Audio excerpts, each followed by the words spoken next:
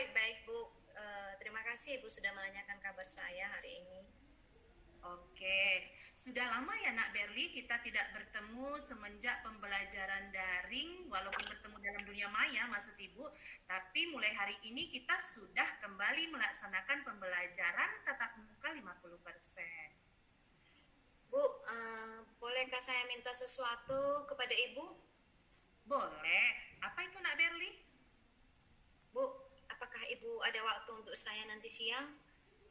Sepulang pembelajaran, Bu, ada yang ingin saya sampaikan kepada Ibu. Saya ingin membicarakan sesuatu kepada Ibu.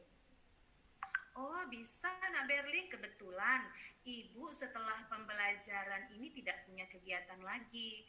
Langsung aja nanti kamu datang ke ruangan Ibu ya. Terima kasih ya Bu, baik sekali Ibu sudah memberikan waktu nanti siang untuk saya. Nanti akan sambung jumpa Ibu di kantor. Terima kasih Bu ya. Oke, sama-sama Nak Berli. Sampai nanti ketemu ya siang nanti. Selamat siang Bu. Selamat siang Nak Berli. Ayo silakan masuk, silakan duduk. Bagaimana keadaan kamu sekarang ini? Kabar saya baik-baik saja Bu. Baiklah Berliana, tadi Ibu dengar ada yang mau kamu ceritakan. Silakan, apa yang kamu mau ceritakan Nak? Begini Bu, sebenarnya saya mau cerita tentang pembelajaran bahasa Inggris yang dibawakan oleh Ibu Ana. Jadi gini Bu, kemarin kan diadakan ulangan bahasa Inggris, dan pada ulangan bahasa Inggris itu nilai saya yang paling anjlok Bu. Padahal saya merasa yakin bahwa saya bisa menjawab soal itu dengan baik. Oh, begitu ya. Jadi tujuan pertemuan kita siang ini sebenarnya mau membahas apa ya Nak Berli? Saya inginkan Bu, hasil dari pertemuan kita ini saya mendapatkan solusi dari masalah saya tadi yang saya ceritakan kepada Ibu. Baiklah Nak Berli, silahkan kamu ceritakan lagi ke Ibu. Apalagi yang menjadi kegalauan kamu. Tidak usah sungkan ya, karena Ibu ini kan orang tua kamu di sekolah. Silahkan, ayo cerita Nak. Baik Bu, begini Bu, akhir-akhir ini kan saya juga merasa tidak nyaman. Kenapa saya tidak nyaman? Karena pada saat pembelajaran bahasa Inggris di kelas, saya benar-benar tidak nyaman loh Bu. Mengapa bisa seperti itu Nak Berli? Apa yang membuat kamu tidak nyaman? Begini Bu Ana kan guru bahasa Inggris itu membuka les privat di rumahnya. Jadi harinya itu setiap hari Kamis, hari Kamis dan Sabtu. Jadi semua teman-teman sekelas saya semuanya hampir ikut Bu. Hanya saya dan 2 orang teman saya yang tidak mengikutinya. Saya dan 2 orang teman-teman saya jadi minder Bu.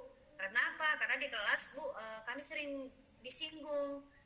Kemudian karena nilai saya juga agak rendah, teman-teman menyinggung kami Bu. Teman-teman yang mengikuti les semuanya pada nilainya tinggi-tinggi Bu. Pada saat pembelajaran itu pun mereka menyindir-nyindir kami Bu, sehingga nilai ulangan kami juga menjadi rendah. Begitu Bu. Oh, begitu ya. Terus kira-kira apa lagi yang membuat kamu tidak nyaman?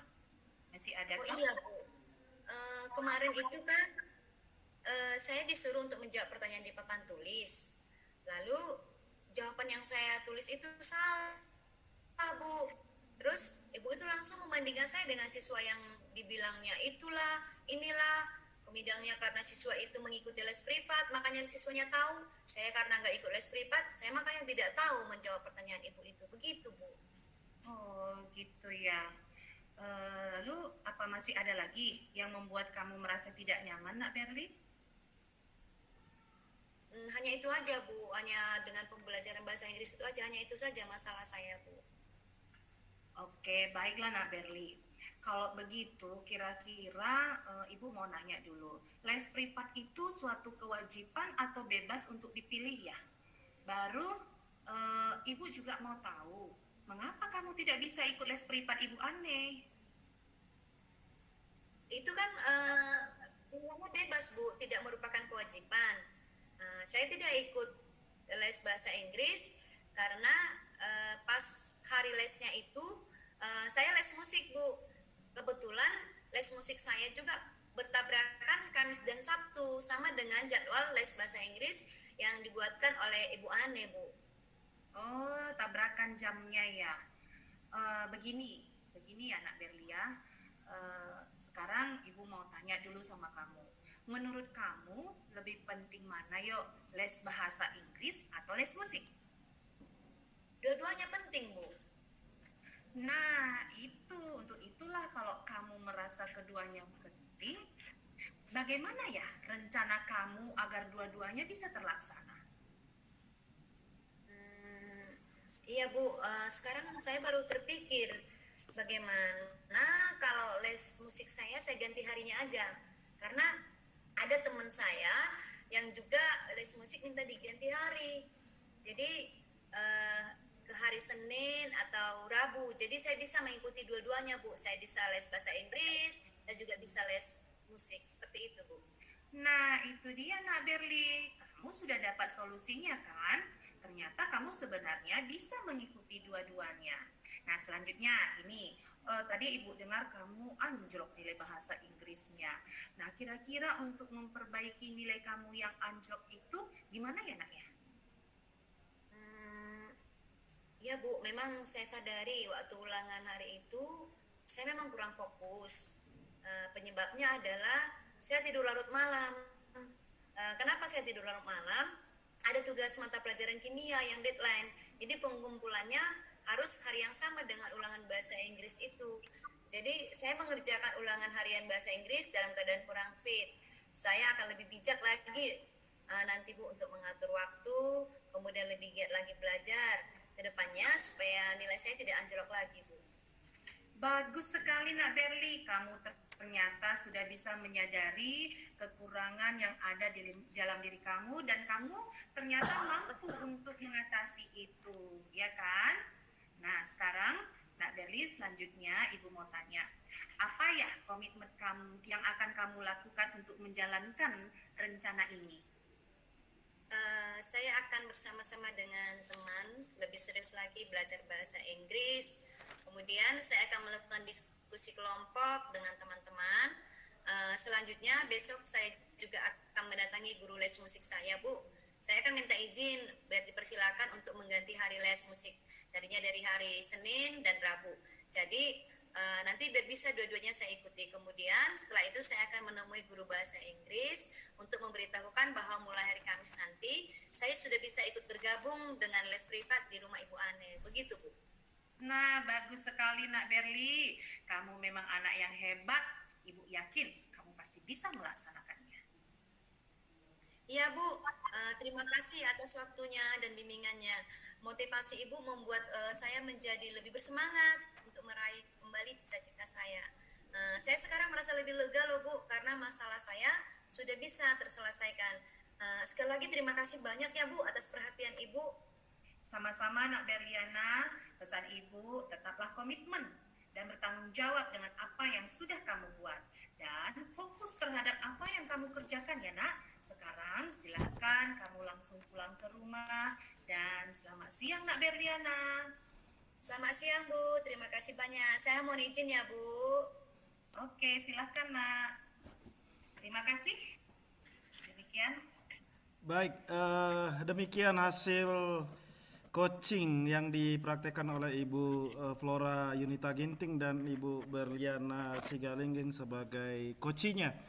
Jadi saya Ronald Pasaribu sebagai pengamat melihat semua langkah-langkah yang sudah dibuatkan dalam metode coaching ini, yaitu model Tirta ya, untuk tujuan, identifikasi, rencana, dan tanggung jawab. Yang pertama, untuk tujuan tadi ketika proses coaching berlangsung, ini saya melihatnya tujuannya sudah sangat jelas sekali, di mana Ibu Flora Ginting sebagai coachnya tadi ini benar-benar mengarahkan gitu ya, memberikan merangsang, memberikan stimulus kepada coachingnya untuk menyampaikan apa yang menjadi tujuannya untuk melakukan proses pembicaraan atau untuk melakukan proses coaching itu.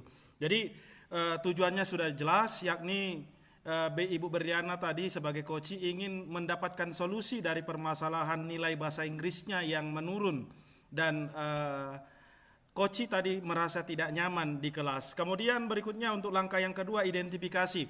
Jadi sungguh apik sekali saya lihat tadi untuk coachnya memberikan pertanyaan-pertanyaan dan umpan balik yang bisa mengarahkan si coach untuk mengidentifikasi permasalahan yang ada pada dirinya, ya. Jadi saya melihat identifikasi sudah sangat jelas, yaitu dari coach tadi sampaikan ada guru bahasa Inggris yang membuka les privat di rumahnya, kemudian dan coach serta beberapa orang dari teman-temannya itu tidak bisa ikut les. Itu identifikasi masalahnya. Tidak bisa ikut les karena tabrakan jadwal dengan les musik yang mereka sedang menjalani gitu. Kemudian untuk rencana aksi yang langkah yang ketiga dari model Tirta, saya juga melihat cukup jelas sekali untuk pemberian pertanyaan-pertanyaan yang dilakukan oleh coach tadi Ibu Flora, dan umpan balik mengenai rencana aksi coach dalam menyelesaikan permasalahannya. Jadi rencana aksi ini jelas sekali terlihat, yaitu dari tadi coach sampaikan coach akan berencana untuk mengganti hari les musik yang sudah dijalaninya. Kemudian lebih bijak lagi, coachnya akan lebih bijak lagi untuk mengatur waktu agar bisa mengerjakan tugas mata pelajaran lain dengan tidak terburu-buru. Itu yang menjadi rencana aksi yang dilakukan. Jadi alurnya sudah sungguh bagus sekali. Yang terakhir untuk langkah terakhir dari model Tirta, tanggung jawab, ya.